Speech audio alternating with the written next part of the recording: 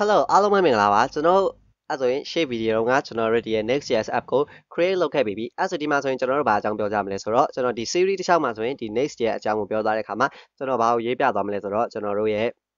့ကျွန်တော်ဒီမှာblog post တစ်ခုကိုရေးပြသွားမယ်သူဒီပြောမယ်ဆို API ကနေတချို့တော့ post data တွေယူမယ်ကျွန်တော်တို့ post list ပထမဆုံး home page မှာဆိုရင်တင်ထားတဲ့ post list တွေအကုန်လုံးကြည့်ရမယ်နှိပ်လိုက်တဲ့အခါမှာကျွန်တော် detail post တွေကိုကြည့်လို့ရမယ်ပြီးရင် i post တွေကို share တဲ့အခါမှာ SEO method တွေကိုဘယ်လိုမျိုးလုပ်ကြမယ်အဲ့လိုမျိုး static site generation နဲ့ client side static site generation နဲ့server side rendering ကိုကျွန်တော်ဒီမှာဆိုရင်ကျွန်တော် cover လုပ်တာမှာပေါ့အဲ့ဒါဆိုပထမဆုံးအနေနဲ့ကျွန်တော်ဒီမှာကျွန်တော်တို့ရဲ့ app ကိုတစ်ချက်လောက် setup လုပ်ကြည့်အောင်အဲ့ဒါဆိုဒီမှာကျွန်တော်တို့ရဲ့ blog post အတွက် setup လုပ်ကြည့်ကြပါပေါ့အဲ့ဒါဒီကကျွန်တော်အရင်ဆုံးဘာလုပ်ဖို့လုပ်မလဲဆိုရင်ကျွန်တော်ဒီမှာ yarn dev ဆိုပြီးကျွန်တော်ရဲ့ react next server ကို run လိုက်ဖို့လုပ်မယ်ပြီးကြရင်ကျွန်တော်တို့ yarn dev ပဲဖြစ်ဖြစ်ဒါမှမဟုတ်ကိုက npm ကိုသုံးနေရဆိုရင် npm run dev ဆိုတာပဲဖြစ်ဖြစ်ကျွန်တော်သုံးလို့ရတယ်cool အဲ့ဆိုဒီမှာဒီ series ဒီ episode မှာဆိုရင်ကျွန်တော်တို့ဘာအကြောင်းပြောသားမလဲဆိုရင်ကျွန်တော်တို့ရဲ့ blog post အတွက်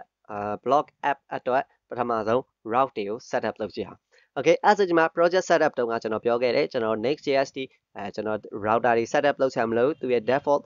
page အတိုင်း serve လုပ်ပေးရပေါ့အဲ့ဒီမှာပထမဆုံးအနေနဲ့ကျွန်တော်ဒီမှာ set ချက်ကြည့်ရအောင်ကျွန်တော်ဒီမှာ home page ပေါ့ cool အဲ့ဆိုရင်ဆိုပါတော့ကျွန်တော်ဒီမှာ component ဆိုတဲ့ folder လေးကိုမနေ့ကလုပ်ခဲ့တယ်အဲ့တော့ကျွန်တော်ဒီမှာပထမဆုံးဘာကို setup လုပ်လိုက်မလဲဆိုတော့ကျွန်တော်ရဲ့ navigation နဲ့ footer ကိုအရင်ဆုံး setup လုပ်ကြအောင် okay အဲ့ဒါဒီမှာကျွန်တော်တို့ဘာလုပ်လိုက်မလဲဆိုရင် nav ဆိုတဲ့ component တွေလုပ်လိုက်မယ်ဒီတွေကျွန်တော်တို့ပြောမယ်ဆို navigation ပဲပြီးနောက်ထပ်ဘာလာမလဲဆို footer ပေါ့ cool အဲ့ဒါဒီမှာကျွန်တော်တို့ရပြီအဲ့ဒါဒီမှာတစ်ချက်လောက် setup လုပ်ကြည့်ရအောင်အဲ့ဒါဘာလဲဆိုကျွန်တော်ဒီမှာကျွန်တော်တို့ရဲ့ဒီရဲ့ app.js ထဲမှာချက်ကြည့်လိုက်ကျွန်တော်တို့ဒီပြောမယ်ဆို navigation footer ဒီနေရာတိုင်းမှာပါမှာဟုတ်တယ်နော်အဲ့တော့ကျွန်တော်ကဘယ်လိုလုပ်လိုက်မလဲဆိုရင်ဒီမှာနည်းနည်းကျွန်တော်တို့ရဲ့ component တစ်ခုလုံးကို wrap လုပ်ပြီးကျွန်တော်တို့ရဲ့ layout တစ်ခုအနေနဲ့အရင်ဆုံးလုပ်ကြည့်မယ် okay cool အဲ့ဆိုရင်ကျွန်တော်ဒီမှာဘာဆိုဘာမှမပြောခင်အရင်ဆုံးဒီရဲ့ underscore app.js တွေကိုအရင်ဆုံးသွားလိုက်မယ်အဲ့ဒါဒီ component ဆိုတဲ့ဒီကောင်လေးဒီပြောမယ်ဆိုကျွန်တော်တို့ app ကြီးတစ်ခုလုံးပဲအဲ့ဒါကျွန်တော်ဒီထဲမှာမှကျွန်တော်ရဲ့တချို့တော့ layout လေးကို setup လုပ်လိုက်မယ်ပေါ့အဲ့ဆိုရင် cool ဘယ်လိုလုပ်လို့ရမလဲဆိုပါတော့ကျွန်တော်ဒီတိုင်းလေးလုပ်လိုက်မယ် okay သူဒီ react ရဲ့ render လုပ်လိုက်တဲ့ပုံစံပဲဘာမှထူးထူးဆန်းဆန်းမပါဘူးအဲ့ပြီးတော့ကျွန်တော်ဒီမှာသူဒီပြောမယ်ဆို react library ပဲအဲ့တော့ဒီမှာ react fragment နေကျွန်တော်သုံးလို့ရတယ် okay အဲ့ဆိုကျွန်တော်ဒီပြောမယ်ဆိုကျွန်တော်ရဲ့ navigation က footer ကိုကျွန်တော်ဒီထဲမှာထည့်လိုက်မှာ okay အဲ့ဆိုပထမဆုံးအနေနဲ့ကျွန်တော်ရဲ့ navigation component ကို setup လုပ်ဖို့လုပ်မယ်အဲ့ဆိုဒီမှာ index.js cool အဲ့ဆိုဒီမှာကျွန်တော်ရဲ့ navigation component ကိုဘယ်လို setup လုပ်မလဲဆိုရင်ကျွန်တော်ဒီ ifc အဲ့ဆိုဒီမှာ react functional component ပဲပြီးကြရင်ကျွန်တော်ဘာလာမလဲဆိုပြီး nav okay အဲ့ဆိုကျွန်တော်ရဲ့ navigation လေးရှိလိုက်မယ်အဲ့ဆိုကျွန်တော်ဒီမှာ header ဆိုပြီးကျွန်တော်ရဲ့ semantic လေးနည်းနည်းကြအောင်လုပ်လိုက်မယ်ပေါ့အဲ့ဆိုရင် cool ပြီးကြရင်ဘာလာမလဲဆိုတော့ကျွန်တော်တို့ဒီမှာ a tag လေးလာလိမ့်မယ်ဒီ a လေးဒီဘာလဲဆိုကျွန်တော်တို့ရဲ့ logo ပေါ့ okay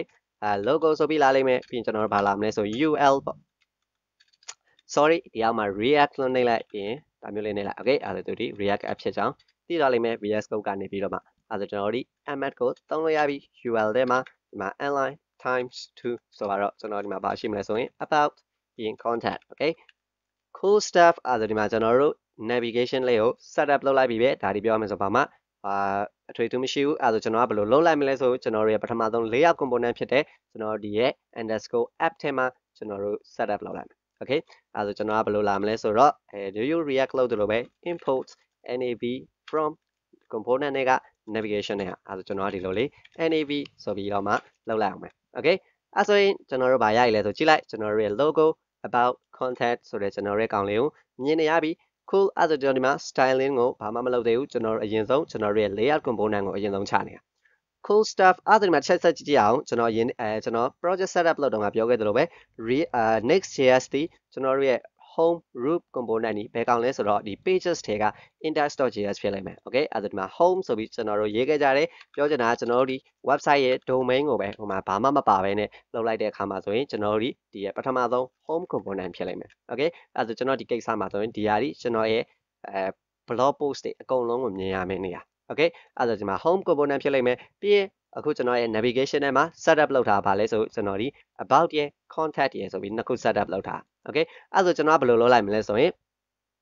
ကျွန်တော်အဲ့ဒီမှာ about ဆိုတဲ့ folder လေးကျွန်တော်ရှေ့တုန်းကလုပ်ခဲ့ပြီးသားအဲ့ဒီမှာ about page ပြီးရင်နောက်ထပ်ကျွန်တော် pages ထဲမှာ new folder လုပ်လိုက်ပြီးရင်ဒီမှာ contact ဆိုပြီးတော့မှလုပ်လိုက်အဲ့ဒါသူဒီပြောရမယ်ဆိုရင်ကျွန်တော်ရဲ့ contact လေးဖြစ်သွားလိမ့်မယ်ပြီးရင် new folder index.js okay အဲ့ဒါ index.js ဒါဒီကျွန်တော်တို့ရဲ့RFC React functional component ပြီးရင်ကျွန်တော်ဘာဖြစ်မလဲဆိုရင် contact ပေါ့ okay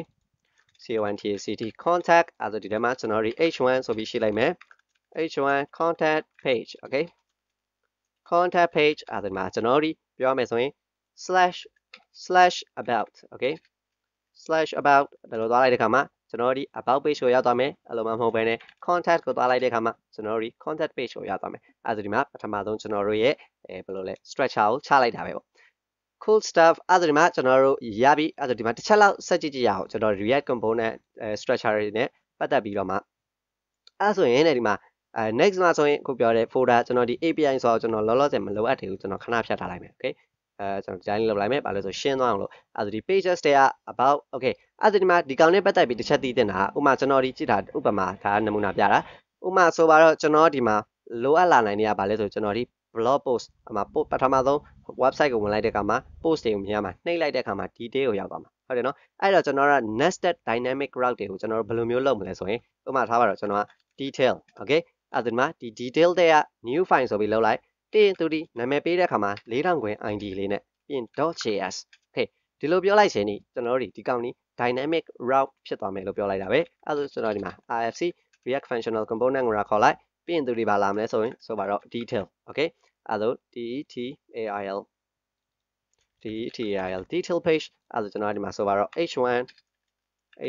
မှာပါလာမလဲဆို detail okay အဲ့ဒါဒီမှာဆိုရင်အခုလိုမျိုး pages ထဲမှာ folder လေးစောက်ပြီးဒီနာမည်ပေးတဲ့အခါမှာ naming ကို4000ခွင် ID လို့ပေးလိုက်ခြင်းนี่ကျွန်တော်တို့ဒီကောင်ကို dynamic route ဖြစ်မယ်လို့ပြောလိုက်တာပဲအကောင်ကိုကျွန်တော်ဘယ်လို access လုပ်မလဲဆိုရင်ကျွန်တော်ဒီမှာချက်ကြည့် okay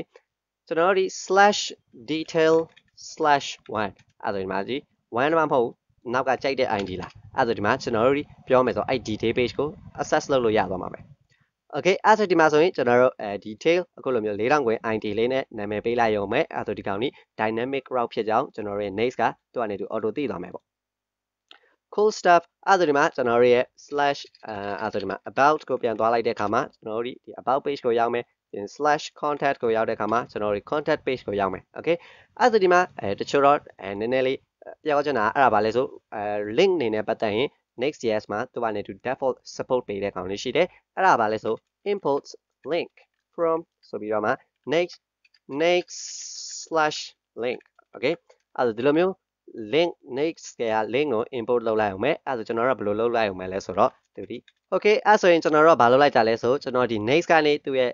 သူတို့ကနေပြီးတော့မှ auto လုပ်ပေးထားတဲ့ကျွန်တော်ဒီ link component လေးကို import လုပ်လိုက်ပြီးအဲ့ဆိုကျွန်တော်တို့ဒီကောင်ကိုဘယ်လိုသုံးလို့ရလဲဆိုရင်ဒီလိုမျိုးလေးပဲ link ပြီးကြရင်ကျွန်တော်တို့သွားချင်တဲ့ကောင်ကိုအလယ်မှာထည့်ပေးလိုက်ပြီးရင်သူဒီဘာကိုလက်ခံမလဲဆို href ဆိုတဲ့ကောင်လေး okay ပြီးရင်သူကဘယ်ကိုသွားမလဲဆိုတော့ about ဆိုရင် about ဒါမျိုးလေးကျွန်တော်တို့ကလုပ်ပေးလိုက်အောင်မယ်အဲ့ဒါသူဒီလဲ pretty much the same ပဲပြီးရင်တို့ဘာလာမလဲဆို about အဲ့ဒါဒီမှာကျွန်တော်တို့ဒီ sorry contact ပေါ့ contact အဲ့ဒါဒီမှာ contact အဲ့ဒါဒါဒီပြောရမယ်ဆို next ကနေပေးထားတဲ့သူ့ရဲ့ component လေးပဲအဲ့ဒါမှာ always on top refresh လေးလုပ်ကြလိုက်အဲ့ဒါကျွန်တော်တို့ကဒါတကယ်လို့ okay အဲ့ဆိုရင်ကျွန်တော်တို့ကဒါတကယ်လို့ဒီမှာကျွန်တော်တို့ဒီဆိုပါတော့ကျွန်တော်ဒီ logo လေးကိုနှိပ်လိုက်တဲ့အခါမှာ home page ကိုသွားခြင်းနဲ့အဲ့ဆို link အဲ့ဆိုကျွန်တော်ဒီတိုင်းလေးသွားလိုက်အောင်မယ် logo လေးကိုဒီထဲထည့်လိုက်ပြီးရင်ကျွန်တော်တို့ဘာလာမလဲဆိုဒီမှာ a tag မလို့တော့ဘူးအဲ့ဆိုပြီးရင်နောက်ထပ်ဘာလေးထည့်ပြရလဲဆို href = okay အဲ့ဆိုကျွန်တော်ဒီမှာဒါမျိုးလေးရပြီအဲ့ဆို logo နှိပ်လိုက်တဲ့အခါမှာသူဒီ home page ကိုရောက်သွားလိမ့်မယ်ကျွန်တော်တို့ဘာမှရေးအောင်မှာမဟုတ်ဘူးဘာလို့ကျွန်တော်တို့ဘာ css မှမရှိသေးလို့ okay အဲ့ဒီမှာ about ကိုသွားတဲ့အခါမှာ about page ကိုသွားမယ် contact ကိုသွားတဲ့အခါမှာ contact page ကိုသွားမယ်ဒါ react next ရဲ့သူရဲ့ပေးထားတဲ့ link component လေးအကြောင်းကိုပြောခဲ့ကြတာပဲ cool အဲ့ဆိုရင်ဒီ series မှာဆိုရင်ဒီ episode မှာဆိုရင်ကျွန်တော်တို့ဘာတွေပြောခဲ့ကြလဲဆိုရင်ကျွန်တော်ဒီမှာ routing တွေကိုဘယ်လိုလုပ်လို့ရမလဲပြီးရင်ခုနလိုမျိုး dynamic route တွေကိုဘယ်လိုမျိုးလုပ်လို့ရမလဲဆိုတာပြောခဲ့တာပဲအဲ့ဆိုဒီမှာနောက် video ကြရင်ကျွန်တော်ဒီရဲ့ next မှာ style တွေကိုဘယ်လိုမျိုး apply လုပ်လို့ရမလဲဆိုတာတစ်ချက်လောက်ဆက်ကြည့်ကြရအောင်